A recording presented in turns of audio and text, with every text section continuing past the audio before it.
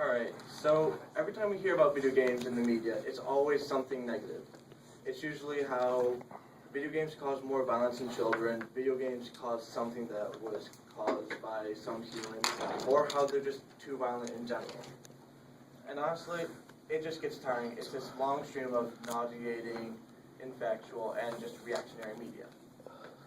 And I bet that many people here could just name some video game controversy off the top of your head, right?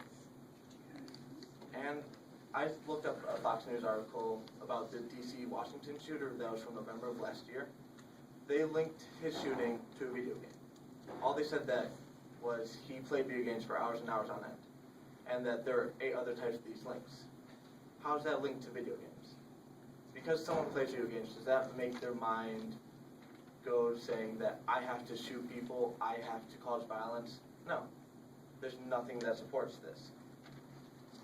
And honestly, it gets blamed for so many other things that just are ridiculous.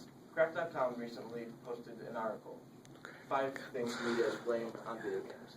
Sandy Hook was one, Ricketts was another, an insult by an antagonist turned into an investigative report, there's car surfing, and a satirical article that got turned into this huge outburst.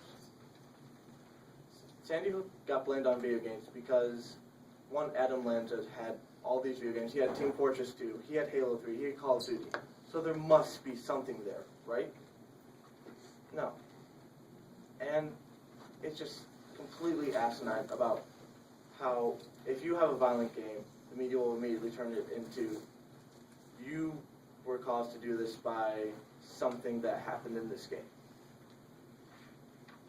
And the Ricketts thing, the UK newspapers report that since Ricketts is where your bones turn brittle, your legs turn like this, that the lack of calcium D caused this from people playing video games, as I said, for hours upon hours upon hours. But if it's only in the UK, it has to be some other type of difference. There's no way that this one anomaly is just because video games are being there. Because video games are played for hours in Canada, in the US, in Russia, in every other conceivable industrialized nation. So why is it just there? Why is it everything being put on video games? And as for the link between violence and video games, there was a book called Grand Theft Childhood. The author is Lawrence Kuttner. He founded Harvard's, Medical Health and Media Department. He has a PhD in this too. His book found that there is no correlation as of 2008 between someone playing video games and someone committing a dangerous crime. And honestly, why is this any different than movies or any other type of visual media? Movies can have more violence than video games. I mean, what's more violent, Rambo or GTA? That's actually an example I found on a YouTube video that my friend sent me. And Rambo, just blood flying everywhere, people getting their necks broken, and GTA, you're just running around in a car and carjacking. And both can be found as easily by children. Because the main argument there is kids can play video games. Kids want to play the video games their parents are playing. Their older brothers are playing. Their older sisters are playing. But what's preventing that same kid from picking up an M-rated movie, a slasher flick, and putting it in the DVD player for a few hours? Nothing. It's the same prevention that is with video games. And there's the same rating system in place. We have the ESRB, which effectively does its job. There are adult-only games. There are M-rated games. And at the counter at any video game store, you will be asked, how can I buy this? Or do you have a guardian that will allow me to buy this game? And honestly, enough with the negative. What do video games achieve for us? First off, it can relieve stress. In 7th grade, for those of you who don't know, I'm Jewish, so I have my bar mitzvah coming up. That was the biggest day of my life to that point. I practiced for 9 months, on and off. My parents were getting a divorce. They were arguing pretty much every night about money, about pretty much anything. And school, obviously, it just really stressed me out. And to get away from that, I played video games. I played games from different genres. I played Mario Kart. I played sports games. And the night before my bar mitzvah, when I should have been in the motion earth, when I should have been practicing, probably, I was playing video games. I wanted to get my mind as far away from that distraction as I could. And there are a few studies that show that different types of video games can enhance your brain. Strategy games have been found to increase cognitive flexibility. In a report that is published in the magazine PLOS One, PLOS One, and it was researched by Queen Mary and University College of London. And these are games that are high selling.